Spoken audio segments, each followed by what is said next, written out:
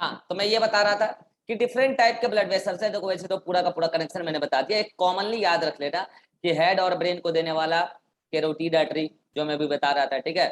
अच्छा, लंग्स को, अच्छा एक बार बताओ, लंग्स को दो दो आर्टरी जाता है, पता है? पल्मोनरी आर्टरी तो जाता ही है, लेकिन एक बार बताओ, पल्मोनरी आर्टरी से ऑक्सीजनेटेड ब्लड जाता है कि डीऑक्सीजनेटेड ब्लड जाता है? पल्मोनरी आर्टरी से डीऑक्सीजनेटेड ब्लड। तो क्या उससे लंग्स के टिश्यू का काम पूरा हो पाएगा? नहीं ना। No sir. तो लंग्स को भी एक ब्लड सप्लाई होता होगा ना आर्टेरियल सिस्टम का, and that is the bronchial artery. नाम अच्छे से याद रखना ना, ब्रोंकियल, ब्रोंकियल आर्टरी। ये ऑक्सीजनेटेड ब्लड लेके जाता है लंग्स के टिश्यू को। देन याद करो, हार्ट को ही कौन, हार्ट डोर्सल एओर्टा से कौन आर्टरी निकलता है जो हार्ट को ही लेके जाता है? Coronary artery. फोर लिम्स को सब क्लेवियन आर्टरी जो था उससे ब्रांच निकलता है फोर लिम्स को जाने के लिए, दुखना लिखा है ब्रांच ऑफ सब क्लेवियन artery, that is the brachial artery जो हाथों में जाता है, ठीक है। देन डायफ्राम को जाता है फ्रेनिक आर्टरी, इसके बाद पहले भी बात हो चुकी है, फ्रेनिक आर्टरी। रिस्ट को जाता है रेडियल आर्टरी। ऐसे भाई बहुत सारा आर्टरी है, मैंने कहा ना इसका नाम रखते रखते आपको सप्ताह बीत जाए तो भी याद नहीं होता। तो ठीक है, इतना कम से कम याद रख लेना, एग्जाम में डायरेक्टली कई बार पूछ लिया जाता है, ठीक है। चलो, तो इतना सब कुछ बताने के बाद अगर यहां तक में कोई दिक्कत है, मतलब ब्लड वेसल्स मैंने समझा दिया जितना समझा सकता था, यहां तक में कोई दिक्कत है तो बोलो जल्दी से। No sir. चलो, नाउ अब मैं आपको बताऊंगा ब्लड प्रेशर, और इस ब्लड प्रेशर को ध्यान से समझो, इसमें अक्सर गलतियां करते हैं बच्चे। ब्लड प्रेशर, ठीक है। तो सबसे पहले ये जो सिंपल सा टर्म है बीपी, ब्लड प्रेशर, इसका डेफिनेशन क्या होगा? तो इसका डेफिनेशन ये है कि ब्लड में बहने वाले, सॉरी ब्लड वेसल्स में बहने वाले जो ब्लड हैं, वो फ्लोइंग ब्लड वेसल्स की दीवार पर जो प्रेशर लगा रहे हैं वही ब्लड प्रेशर होता है। ये देखो, हार्ट, हार्ट,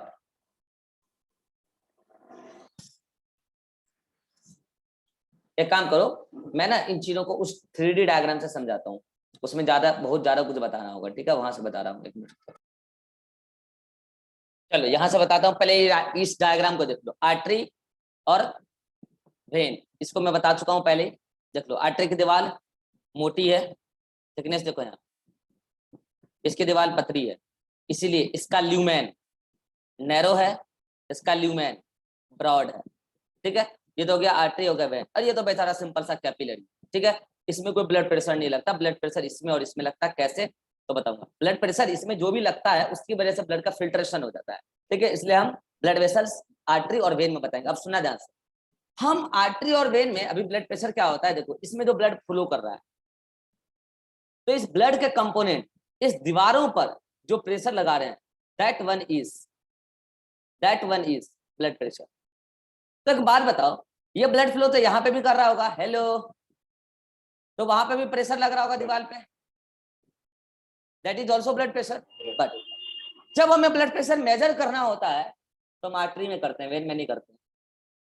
मेजर करने वाला मशीन आता है, मशीन का नाम है स्फिग्नोमेनोमीटर, उससे हम ब्लड प्रेशर मेजर करते हैं, और ये हम आर्टरी में ही मेजर करते हैं मोस्ट कॉमनली, जो यहाँ वाली आर्टरी होती है, बाजू वाली, आर्म वाली, एंड दैट इज द, अभी नाम बताया थोड़ी देर पहले। एक बार बताओ, एक आर्टरी यहाँ पे होती है उसको क्या बोलते हैं रिस्ट में? Radial artery. Radial artery. Arm में होती है उसको बोलते हैं ब्रेकियल आर्टरी। अरे सब क्लेवियन का एक ब्रांच, ब्रेकियल आर्टरी। तो हम नॉर्मली ब्लड प्रेशर या तो इस रिस्ट में कर लेते हैं, यहाँ पे जो रेडियल आर्टरी है, या तो यहाँ पे जो है brachial artery, most preferably brachial artery में करते हैं, ठीक है। चलो, और अगर यहाँ पे मान लो कि कोई पर्सन का यहाँ पे हाथ में टूटा हुआ है, यहाँ पे कपड़े पहना हुआ है, तो हम रिस्ट में कर लेते हैं रेडियल आर्टरी। मन में आता है, हम वेन में ब्लड प्रेशर को मेजर क्यों नहीं करते? वेन में ब्लड प्रेशर को मेजर क्यों नहीं करते हैं, इसको कारण समझाने के लिए मैं आपको एक डायग्राम दिखा रहा हूँ। यहाँ इस डायग्राम को आप देखो, इस डायग्राम को। अब एक बात बताओ, ये आर्टीरियल सिस्टम है, ये आर्टीरियल सिस्टम है, इसमें ब्लड आया है कहां से, जल्दी बताना। हार्ट से आया है, और इससे ब्लड जाएगा कहां जाएगा? हार्ट को ही जाएगा। चलो ठीक है, अब मुझे एक बात बताना, यहाँ जो ये हार्ट से आया है, हार्ट के वेंट्रिकल से आया है, यस और नो? Yes, sir. तो जो वेंट्रिकल से पंप हुआ है, तो जो पंप ऑफ द मतलब हार्ट के पंपिंग से जो ब्लड आया है, तो यहाँ पे हाई प्रेशर होगा कि लो प्रेशर होगा? और यहाँ High क्या होगा? pressure. Low pressure. यहाँ Low लो क्यों pressure. होगा? उसका दो कारण है, सुनना पहली बात। एक तो वेन का ल्यूमेन ब्रॉड या नैरो?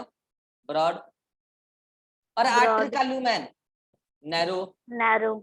तो एक तो वहां नैरो है तो बीपी ज्यादा होगा, इससे यहाँ ब्रॉड है तो बीपी कम होगा, इससे। दूसरा, भैया यहाँ प्रेशर लग रहा है लगातार, पंपिंग प्रेशर, इसलिए यहाँ प्रेशर ज्यादा है, ये पंपिंग वेंट्रिकल पंप कर रहा है, तो हम इसमें अच्छे से महसूस कर पाते हैं कि ब्लड का क्या प्रेशर। अदरवाइज प्रेशर तो वेन में भी लग रहा है, लेकिन वहां उतना प्रेशर नहीं है। तो हम जो एक्चुअल में प्रेशर मेजर करना चाहते हैं कि हार्ट कितना प्रेशर है ब्लड का, भी ब्लड वेसल्स में, हम आर्टरी में मेजर करते हैं, वेन में पता ही नहीं चलता। जबकि वेन सुपरफिशियली होता है। सुपरफिशियली होने से क्या है, उसमें प्रेशर नहीं है ना उतना ब्लड का, क्योंकि ल्यूमेन ब्रॉड है ना, और वेंट्रिकल से डायरेक्ट पंप होकर वेन में नहीं आ रहा है ना, वो तो आर्टरी में जा रहा है। So that we measure the blood pressure in the arterial system, not in the venous system. Artery में भी मोस्ट प्रिफर्डली ये वाला ब्रेकियल आर्टरी, अगर वो नहीं हुआ तो रिस्ट आर्टरी, रिस्ट वाला रेडियल आर्टरी। चलो ये तो बात समझ आ गया। अब मैं बात करता हूं कि जो इसमें आर्टरी में प्रेशर है, इसमें दो टाइप का ब्लड प्रेशर है, one is systolic and one is diastolic. सुनना ध्यान से। मान लो कि ये मेरा बैडमिंटन है, ये मेरा बैडमिंटन है, और उधर से कॉर्क आता है, और जब भी कॉर्क आता है मैं उसको ऐसे मारता हूं और कॉर्क फिर चला जाता है उधर, फिर उधर से कॉर्क आता है, मैं मारता हूं, कॉर्क चला जाता है उधर। तो एक बात बताना, जब मैंने कॉर्क को मारा तो वो जो डिस्टेंस ट्रेवल कर रहा है, तो इनिशियल डिस्टेंस में वो हाई स्पीड से ट्रेवल कर रहा है या स्लो स्पीड से ट्रेवल कर रहा है, जल्दी बताना। High speed. High speed with high pressure या low pressure? High pressure. High pressure. लेकिन एक बात बताना, क्या उसको इतना वेलोसिटी और इतना प्रेशर मिल गया है कि वो अपने डेस्टिनेशन तक पहुंच जाएगा? यस और नो? Yes, sir. लेकिन डेस्टिनेशन तक पहुंचते वो अपनी वेलोसिटी और अपने प्रेशर दोनों को लूज कर रहा होगा, नहीं कर रहा होगा? कर रहा होगा। बिल्कुल कर रहा होगा। तो अब सुनना ध्यान से, अगर ऐसा रहा कि वो लूज कर रहा है, तब तो इसलिए तो बोल रहे हैं कि आर्टेरियल सिस्टम में प्रेशर लूज होते होते होते होते वीनस सिस्टम जाते प्रेशर बहुत कम हो जाता है। तो अब मैं कह रहा हूं कि जब मैं इसको मार रहा हूं तो उस टाइम इसके पास जो प्रेशर है एक अलग प्रेशर है, और जब मैंने उसको नहीं मारा, मतलब वो आगे जाके चला गया, तो उस टाइम भी उसके पास प्रेशर और वेलोसिटी है, लेकिन वो कम है। अब सुनना, हार्ट जब ब्लड पंप कर रहा है, वेंट्रिकल से पंप किया, तो उस टाइम आर्टेरियल सिस्टम में प्रेशर है, यस और नो? अरे उस टाइम भी प्रेशर है। Yes, sir. लेकिन जब अभी पंप नहीं कर रहा है वेंट्रिकल, तो क्या उस समय आर्टरी में ब्लड खाली हो जाता है? नहीं यार, No, ब्लड sir. तो उस टाइम भी है ना। अरे ब्लड तो उस टाइम भी है ना, लेकिन उस टाइम जो ब्लड प्रेशर है, क्या वो ज्यादा होगा कि कम होगा? कम होगा। तो इसका मतलब जब वेंट्रिकल सिस्टोल कर रहा है, जब वेंट्रिकल सिस्टोल किया तो ज्यादा प्रेशर के साथ आर्टरी में ब्लड आया, तो उस टाइम ब्लड प्रेशर आर्टरी का ज्यादा था। फिर जब हार्ट डायस्टोल किया, तो उस देखो सिस्टोल में जो प्रेशर लगा, उस प्रेशर की वजह से जो ब्लड को आगे फ्लो करके वेनस सिस्टम में जाना था चला गया। अब जितना जाना था चला गया, अब हार्ट डायस्टोल कर रहा है, तो अब जितना प्रेशर से ब्लड जाना था चला गया, जो बच गया उसकी वजह से जो आर्टेरियल सिस्टम की वॉल में प्रेशर लग रहा है, that is the diastolic pressure. बोलो यस और नो? अब सुनना ध्यान से, अगर मैं सिस्टोलिक प्रेशर को मेजर कर लूं स्पेक्ट्रोमेनोमीटर से, तो ये आता 120 mm ऑफ Hg। ये आपको पता है कि mm ऑफ Hg क्या होता है, प्रेशर की यूनिट होती है।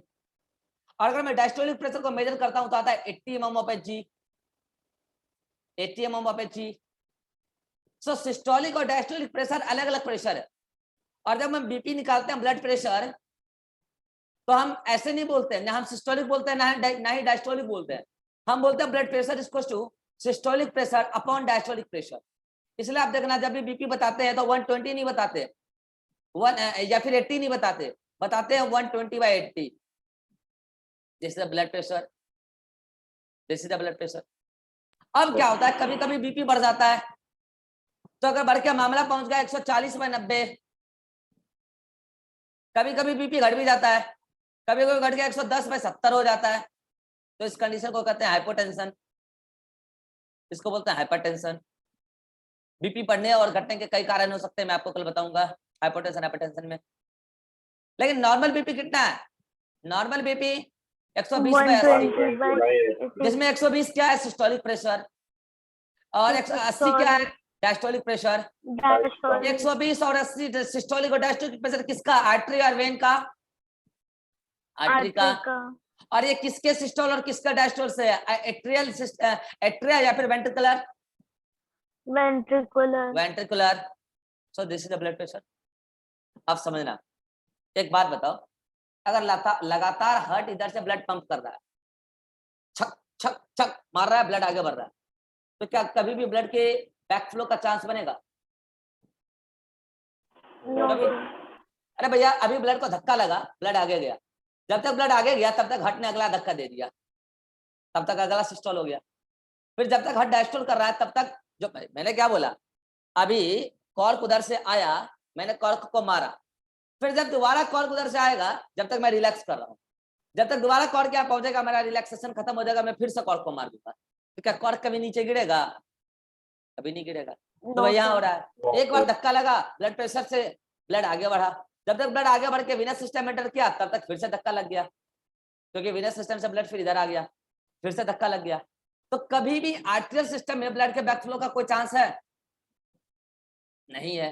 और इसी वजह से तो वीनस आर्टेरियल सिस्टम में अंदर से किसी भी प्रकार का यहाँ पे कोई वॉल्व्स नहीं है इंटरनली, क्योंकि वॉल्व्स उसलिए होते हैं क्योंकि बैकफ्लो को रोका जाए, यहाँ बैकफ्लो का कोई चांस ही नहीं है, हाई स्पीड से ब्लड फ्लो कर रहा है। चलो जी, तो आर्टेरियल सिस्टम में ब्लड फ्लो कैसे करता है? By the difference in blood pressure. अब मुझे एक बात बताना कि तो ब्लड एक्चुअल में फ्लो किया, आर्टेरियल सिस्टम से वीनस सिस्टम में एंटर किया, तो एक जर्क के साथ किया होगा। अरे सुनो, पहले 80 था ना जी, यहाँ जैसे उधर से आया तो ओवरऑल प्रेशर बढ़ के हो गया 120, तो जो प्रेशर बढ़ा, कुछ प्रेशर के बढ़ने से ब्लड को लगा जर्क, और ब्लड गया वीनस सिस्टम एंटर किया, तो मुझे बताओ वो जर्क कितने का है? वो जर्क कितने का है? 120। कितना? 120। नहीं 120। नहीं, अरे भैया पहले से 80 था और अब प्रेशर बढ़ के हो गया 120, तो जर्क कितने का लगा? पहले 80 था तब तो कोई जर्क ही नहीं लग रहा था। हाँ बोलो। 40 हाँ बहुत अच्छा, 40 का लगा।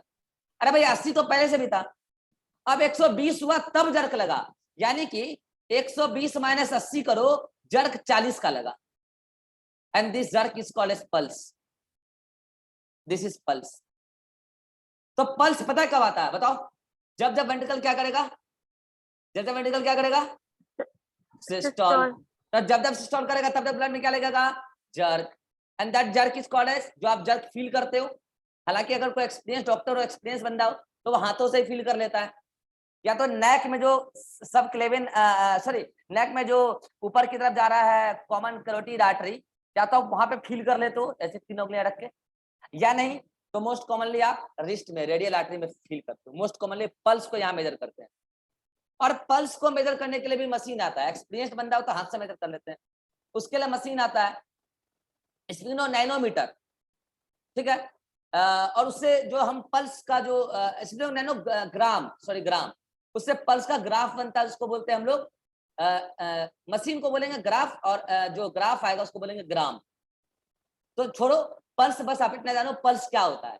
पल्स ये होता है जितना वेंट्रिकल के सिस्टोल से जो एक्स्ट्रा प्रेशर आया, 40 का एक्स्ट्रा प्रेशर आया, that pressure is jerk, that is the pulse. तो मुझे एक बार बताओ, एक मिनट में हार्ट कितनी बार वेंट्रिकल सिस्टोल करता है?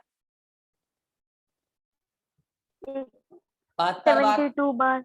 तो 72 बार क्या लगेगा, जर्क। तो मुझे बता एक मिनट में कितना पल्स आना चाहिए? 72 बार, 72। क्योंकि वेंट्रिकल सिस्टोल कितनी बार हो रहा है, 72 बार। तो एक मिनट में 72 बार 40 mm का जर्क लगेगा, और उसी जर्क से वो ब्लड आएगा कैपिलरी में एंड देन वीनस सिस्टम में। अब कैपिलरी पे एक्सचेंज का पॉसिबिलिटी है, देखो नीचे कैसे एक्सचेंज होता है, ये डायग्राम नीचे देखो, कैपिलरी ये टिश्यू है, तो नीचे तो क्या हो जाएगा, कैपिलरी की वजह से एक्सचेंज हो जाएगा, और बाकी ब्लड कहाँ चल जाएगा, वीनस सिस्टम में। चलो यहां तक तो बात समझ में आ गया।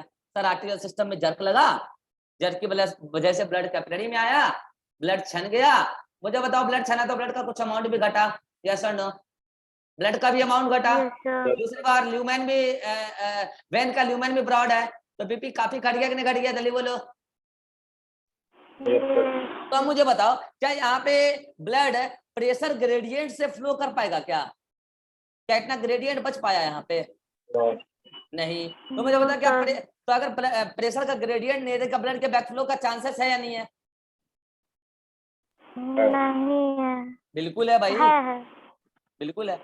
उसी बैकफ्लो को रोकने के लिए यहाँ पे लगाए गए वॉल्व्स। कैसे?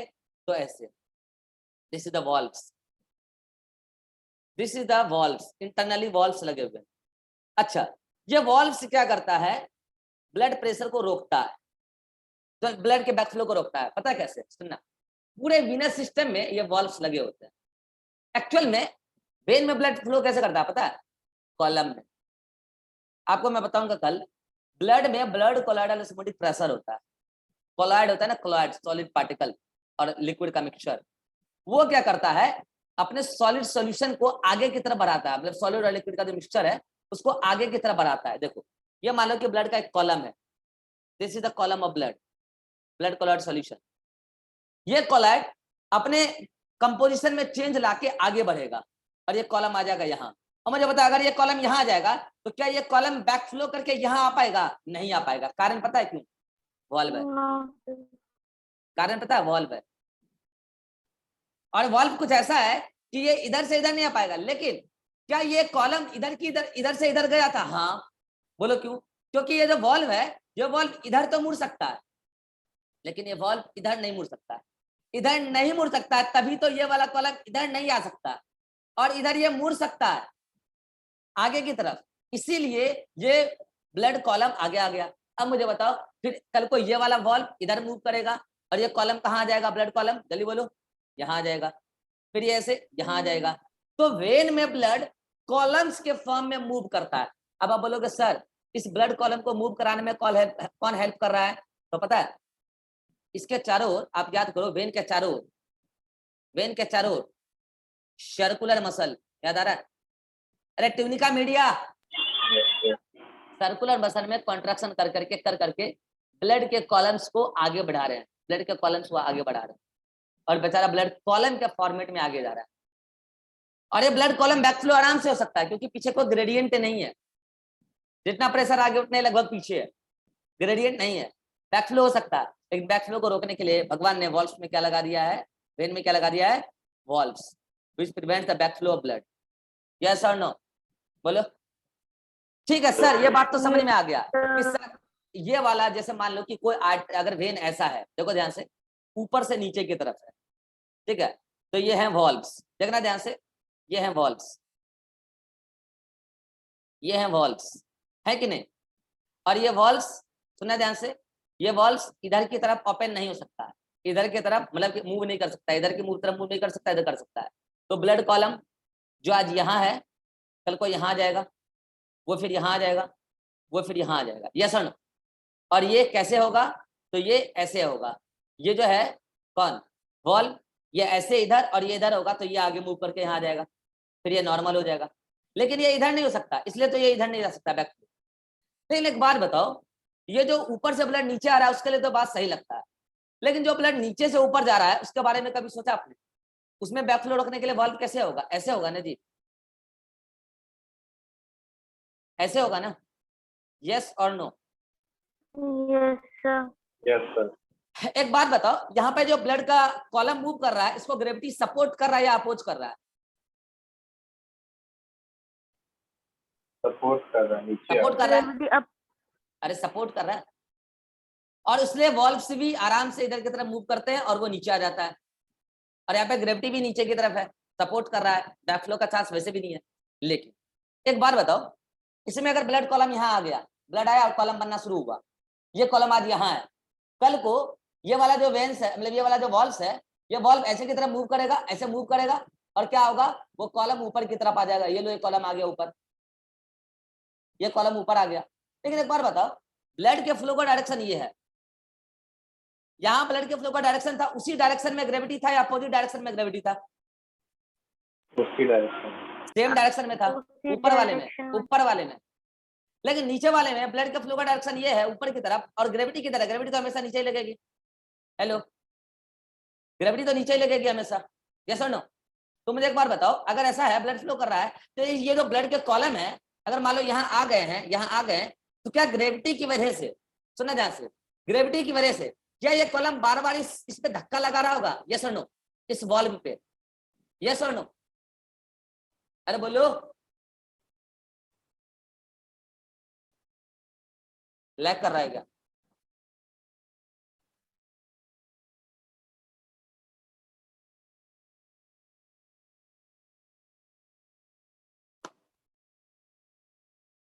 फिर से बना देता हूँ डायग्राम, लैग कर गया। लो मैं फिर से डायग्राम बना दे रहा हूँ। मैं बोल रहा हूँ कि ये वाला जो केस था, ये वाला जो केस था, उस केस, और ये दो केस है आपके सामने, ठीक है? तो मैं क्या कर रहा हूँ कि वेन है, तो ऊपर वाले में वॉल्व कैसे हैं? ऐसे हैं, ठीक है? ऐसे हैं वॉल्व, ऐसे हैं। और नीचे वाले में वॉल्व कैसे हैं? ऐसे हैं, क्योंकि बैकफ्लो रोकना है ना, नीचे से ऊपर जा रहा है, तो वॉल्व ऐसे हैं। तो मुझे एक बार बताओ, इसमें जो ब्लड कॉलम है यहाँ है, वो कल को यहाँ आ गया, वो कल को यहाँ आ गया, वो कल को यहाँ आ गया। और मैंने पहले ही बोला कि ये जो वॉल्व है, ये वॉल्व ऊपर वाले में इधर की तरफ मूव नहीं कर सकते और इधर की तरफ मूव कर सकते। तो ब्लड कॉलम ऐसे की तरफ मूव कर रहा है, ऊपर से नीचे की तरफ ब्लड कॉलम। और यहाँ ग्रेविटी भी किधर लग रहा है? ग्रेविटी भी नीचे की तरफ लग रहा है, this is direction of gravity. Gravity तो हमेशा नीचे ही लगता है ना। अब मुझे बताओ, जो नीचे से वैन ऊपर जा रहा है, उसमें ब्लड कॉलम यहाँ से यहाँ आया, यहाँ से यहाँ आया, यहाँ से यहाँ आया, यहाँ से यहाँ आया, और यहाँ वाले वॉल्व इधर की तरफ मूव कर रहे हैं, इधर की तरफ मूव नहीं कर रहे हैं। तो मैं एक बात पूछ रहा हूं कि यहाँ पे जो ब्लड कॉलम है, ये अगर ग्रेविटी इस पे लग रहा है, तो वो ग्रेविटी वॉल्व के मूवमेंट के डायरेक्शन में लग रहा है, इधर हो रहा है ना वॉल्व का मूवमेंट, वॉल्व के मूवमेंट के डायरेक्शन में ग्रेविटी लग रहा है या अपोजिट लग रहा है?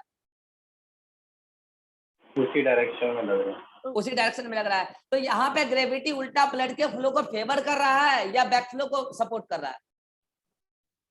फेवर कर रहा है। ब्लड के फ्लो को फेवर कर रहा है, यानी कि यहाँ बैक फ्लो को एक तरीके से वो अपोज कर रहा है ग्रेविटी। लेकिन जो वेन नीचे से ऊपर की तरफ गई है, जो भी इंफीरियर वेन है हमारे बॉडी में, जो जितना भी इंफीरियर वेन है में सारे वेन खुलते हैं, उसमें तो सिचुएशन अपोजिट है। ग्रेविटी इधर लग रहा है और ये इधर की तरफ वॉल्व नहीं खुलना चाहिए, वॉल्व इधर की तरफ खुलना चाहिए। तो मान लो कि जो ब्लड कॉलम यहाँ आ चुकी है, ये ब्लड कॉलम यहाँ आ चुकी है, और ये बार बार इस पे ग्रेविटी लग रहा है इधर की तरफ। तो अगर एक्सेस ग्रेविटी बार बार लगते रहे एक ही वॉल्व पे, तो क्या आपको ऐसा नहीं लगता कि ये वॉल्व डैमेज हो जाएगा? हेलो, ये वॉल्व डैमेज हो जाएगा, ऐसा नहीं लग रहा? अरे वॉल्व डैमेज हो जाएगा। तो ऐसा कब होगा? सुनना ध्यान से, हमारे इंफीरियर वेन में सबसे बड़ा वेन किसमें होगा? खुद महसूस करो ना, हमारे बॉडी का इंफीरियर ऑर्गन सबसे बड़ा ऑर्गन कौन है? Thigh, leg. तो जो पर्सन लगातार स्टैटिक कंडीशन में रहते हैं, ऐसा कोई भी जॉब जिसमें आप लगातार स्टैटिक कंडीशन में रहते हैं, खास करके टीचिंग जॉब ऑफलाइन में, अगर आप स्टैटिक कंडीशन में लगातार रहते हैं, या फिर गार्ड वगैरह होते हैं ना, गार्ड वगैरह जो होते हैं, सिक्योरिटी गार्ड वगैरह, या फिर आर्मी वगैरह भी जिनको बॉर्डर पे ना, तो जो ये स्टैटिक कंडीशन वाले जॉब होते हैं, उनको कभी भी एक जगह खड़ा नहीं रहना चाहिए। बोलो क्यों नहीं रहना चाहिए? अगर वो एक जगह खड़ा रहेंगे तो उनके जो लेग वाले वैन है, लेग वाले वैन में ब्लड कॉलम जो है वो लगातार ग्रेविटी की वजह से वॉल्व पे प्रेशर क्रिएट करता रहेगा, और उसकी वजह से वॉल्व्स का डैमेज हो सकता है। तो मुझे कल को अगर वॉल्व डैमेज हो जाएगा, तो क्या आपको ऐसा नहीं लगता कि यहाँ पे ब्लड का बैकफ्लो होने लगेगा और यहाँ पे ब्लड का थक्का जमने लगेगा, ब्लड का एक्यूमुलेशन होने लगेगा वेन में? यस और no? And this type of defective vein called as varicose vein. क्या बोलते हैं इसको? Varicose when.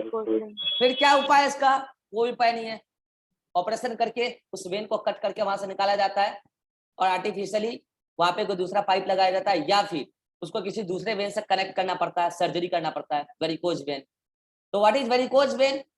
The defective valves in when, valves get damaged due to excessive gravitational force। तो क्या करना चाहिए सर जॉब वाले पर्सन को? उसको स्टैंडिंग जॉब है तो मैं ये नहीं बोल रहा हूँ क्या बैठ जाओ, हाँ थोड़ा बहुत मौका लगा तो बैठा करो, ठीक है, ताकि ग्रेविटेशन फोर्स थोड़ा कम लगे, क्योंकि पैर वैर मोड़ के बैठोगे तो ग्रेविटी कम लगेगा, ठीक है, एंगल बदल जाएगा ग्रेविटेशन फोर्स का। या तो क्या करो, स्टैंडिंग कंडीशन में आप रन करो ना बार बार। अगर आप पोडियम पे पढ़ा रहे, स्टेज पे खड़ा होके, तो एक जगह खड़ा मत रहो, रनिंग कंडीशन में रहो। तो रनिंग कंडीशन में क्या होगा मुझे बताओ, रनिंग कंडीशन में ये ब्लड क्लॉट्स यहाँ पे स्टैटिक रहेगा या फिर ये फ्लोइंग कंडीशन में रहेगा? फ्लोइंग कंडीशन फ्लोइंग कंडीशन में रहेगा। तो क्या कभी वो ब्लड क्लॉट को मौका मिल पाएगा वॉल पे एक्सेस और कंटिन्यूस प्रेशर लगाने का? नो सर तो क्या कभी वेरिकोज वेन वाली सिचुएशन आएगी? नहीं नो आएगी। सर तो इसलिए कहते हैं कि जो भी स्टैटिक कंडीशन वाले जॉब है, चाहे वो आर्मी का हो, चाहे वो टीचिंग का हो, चाहे वो सिक्योरिटी गार्ड का हो, उसको या तो लगातार मूविंग कंडीशन में होना चाहिए, थोड़ा मूव करो थोड़ा खड़ा रहो, मूव करो खड़ा रहो, और अगर फैसिलिटी है थोड़ा सा बैठ जाने का तो बैठ भी जाया करो कभी कभार, नहीं तो इसका शिकार हो जाओगे वेरिकोज वेन का, फिर सर्जरी करा के निकालना पड़ जाएगा। कई बार ज्यादा डैमेज हो जाता है तो फिर प्रॉब्लम आ जाती है पूरी लैग में। So this is the varicose vein. So this is all about the blood pressure. What is blood pressure? Blood pressure is the pressure exerted by the blood on the wall of blood vessels, and blood pressure measured in the arterial system, not in venous system. क्योंकि venous system में ज्यादा blood flow कम हो जाता है। अब मुझे बताओ, अभी मैंने बोला कि इसमें ब्लड प्रेशर ज्यादा होता है, तो कल को जब हार्ट डेथ होगा, हार्ट का पंपिंग खत्म, तो मुझे बताओ इसमें 40 का जर्क, अभी जस्ट जर्किंग खत्म हुआ तो 40 का जर्क तो लग गया ना, तो वो ब्लड पहुंच कर वीनस सिस्टम में तो आ जाएगा ना, बताओ यस और नो? तो जर्क लग गया, अगर वीनस सिस्टम में आ जाएगा तो यहाँ का सारा ब्लड तो खाली हो जाएगा ना, क्योंकि जो भी जर्क लगा, देखो हार्ट में जो ब्लड है, सॉरी आर्टेरियल सिस्टम में जो ब्लड है, जब हार्ट डायस्टोल कर रहा होता है उस टाइम भी इसमें ब्लड होता है, लेकिन जब जर्क लगता है तो वो ब्लड आगे बढ़ जाता है, जैसे जर्क लगा ब्लड आगे गया, तब तक हार्ट से अगला ब्लड आ गया इसमें, तो जर्क लगे जब आगे जा रहा है उस समय हार्ट डायस्टोल कर रहा है, और जैसा ही आर्टरी का सारा ब्लड जर्क से आगे गया तब तक हार्ट सिस्टोल करके फिर से ब्लड डाल दिया आर्टरी में। तो मुझे एक बार बताओ, जैसे ही जर्क हुआ ब्लड आगे चल गया और अब हार्ट पंप ही नहीं किया क्योंकि पर्सन का डेथ हो चुका है, तो मुझे बताओ आर्टरी का सारा ब्लड खाली हो चुका होगा नहीं हो चुका होगा? बोले जल्दी, आर्टरी सिस्टम का ब्लड खाली हो चुका होगा ना, यस सर लेकिन वीनस सिस्टम में वो ब्लड आके फंस गया होगा, यस और नो? तो इसलिए after the death venous system में ब्लड मिलेगा, आर्टेरियल सिस्टम में ब्लड नहीं मिलेगा। इसलिए गौर करना, आफ्टर द डेथ पर्सन का बॉडी ब्लूइश या ग्रीनिश दिखने लगता है, क्योंकि वेन सुपरफिशियल होता है और उसमें ब्लड जमा रहता है, और वो कैसा ब्लड होता है? डीऑक्सीजनेटेड ब्लड होता है, ठीक है। So this is all about the blood pressure. इसमें कोई डाउट है तो पूछ लो जल्दी से। विवेक, दृष्टि, नो सर चलो अब क्या करो, आप अपने नोट्स को देखो, नोट्स में सब कुछ मैं पढ़ा चुका हूँ। ये देखो वेरिकोज वेन के बारे में जो मैंने बोला था, वेरिकोज वेन के बारे में जो मैंने बोला था, लॉन्गेस्ट वेन यही, इसी के बारे में मैं बात कर रहा था, स्टीफेनस वेन, इसी में होता है वेरिकोज वेन का संभावना ज्यादा। जो हमारे सबसे बड़े ऑर्गन है नीचे की तरफ वो थाई है, तो जो उसमें वेन होता है उसको बोलते हैं स्टीफेनस वेन, तो उसी में गड़बड़ी आती है तो बनता है क्या? वेरिकोज वेन, लिखा होगा कहीं आगे, ये रहा वेरिकोज वेन, ठीक है। देन ब्लड प्रेशर के बारे में सारी इंफॉर्मेशन यहाँ लिखी हुई है, पढ़ लो। ये है ब्लड प्रेशर। स्फिग्नोमैनोमीटर कहाँ गया मशीन का नाम? स्फिग्नोमैनोमीटर, इससे तो मेजर करते हैं ब्लड प्रेशर, ठीक है। और पल्स, पल्स को मेजर करने वाला होता है स्फिग्नोमोनोग्राफ, मशीन का नाम ग्राफ, और जो ग्राफ होता है वो ग्राम, ठीक है। तो हम पल्स के बारे में बोल सकते हैं systolic pressure minus diastolic pressure, 40 है ना वो, ठीक है। तो this is all about blood vessels, blood pressure, pulse, ठीक है, वेरिकोज वेन, डिफेक्टिव वेन। तो यहाँ जाके आपका जो मैंने बोला कि सर्कुलेटर सिस्टम का दूसरा कंपोनेंट ब्लड वेसल्स वो खत्म हुआ। कल हम पढ़ेंगे ब्लड। यहाँ तक में कोई डाउट है तो जल्दी से पूछो। विवेक, सृष्टि, नो सर अब एनसीईआरटी में आज आपको जो पढ़ना है,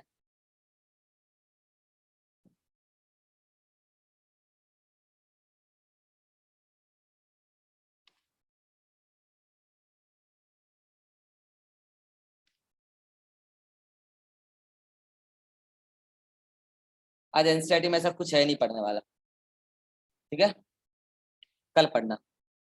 चलो मिलते हैं नेक्स्ट क्लास।